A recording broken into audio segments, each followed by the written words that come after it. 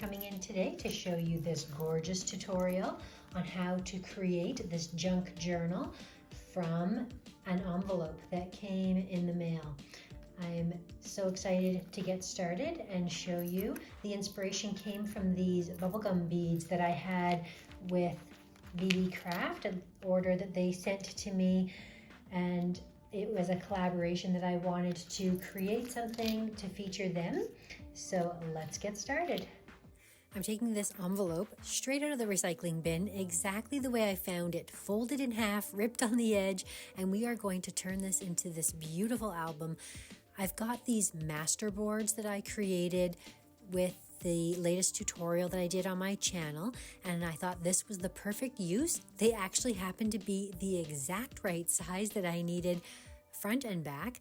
So we are just going to collage the inside of the envelope, and we're actually going to keep that little window available to us, and it'll have a fun little function.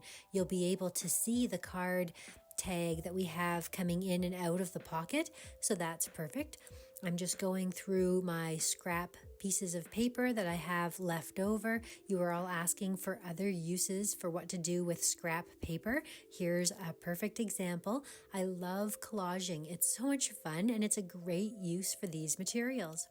I'm cutting off the edge here to reveal the pocket on the other side, and then I will glue gun these together.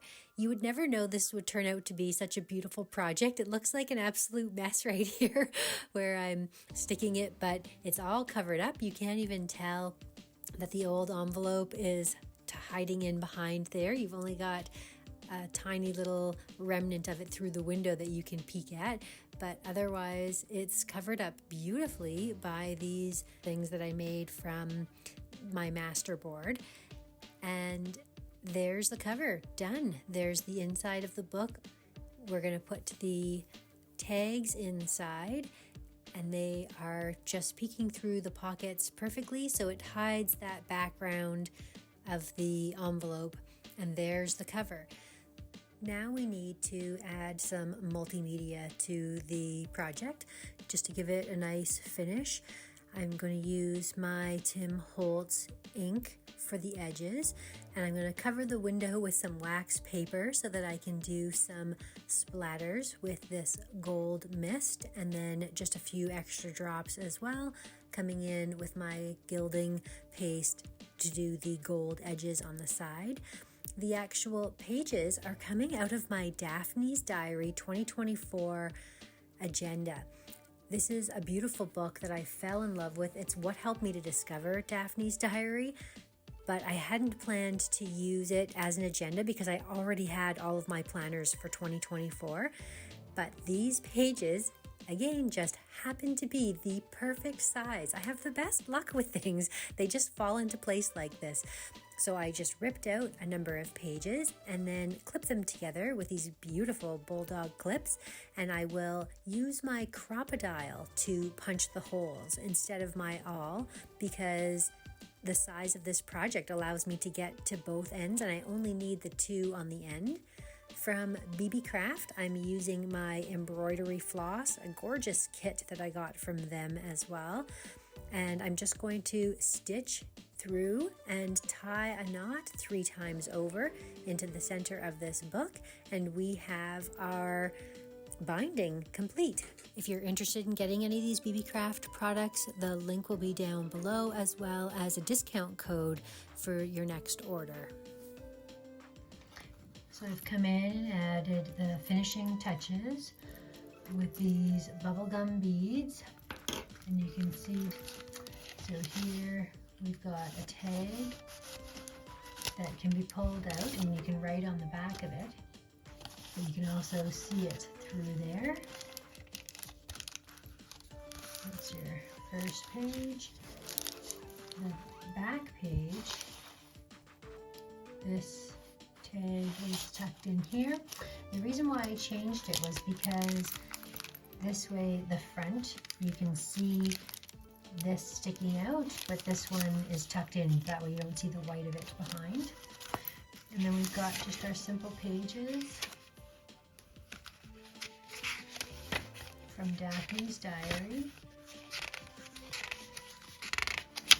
throughout the book.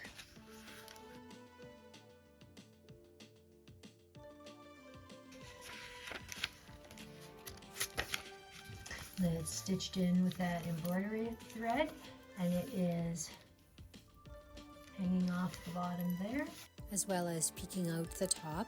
Now we're going to come in and add some special touches to the edge of some of the pages so that we have these trims that are poking out from the album, so it adds a beautiful texture to the edge. So I just came in with this Scrap Cabin and my Tim Holtz tiny attacher, and then I stapled this here through that little pocket because there's that opening there, so we have the opportunity. It's not showing on this side at all, and it's the same thing on the back, just 2 staples, and again you can't see it on that side. If I had thought ahead, I would have glued it potentially down in before I actually had put that together. Now that's like that. Here is the finished product. It is just gorgeous. It has this beautiful edging with these amazing different trims here, and we can open it up quite easily to reveal inside this gorgeous junk journal, a beautiful pocket for these tags that I made a tutorial for a master board, and then we can just flip through the pages and see how we have a lot of them lined with a variety of different edges and trims. You could even go back and put some little pieces of ephemera stapled in or sewn in to the borders here as well to just provide more tabs, but that will come as I'm working in this journal. If you want to know what junk journals can be used for, I have a whole video on my channel with exactly everything that you can do with a junk journal. And that is the finished product. So let me know, what do you think? Was that a lot of fun? Are you interested in creating your own junk journal now from an envelope? I absolutely adore the way that it turned out. And it was a great use for some of those master boards. Thank you so much for watching. See you again next time.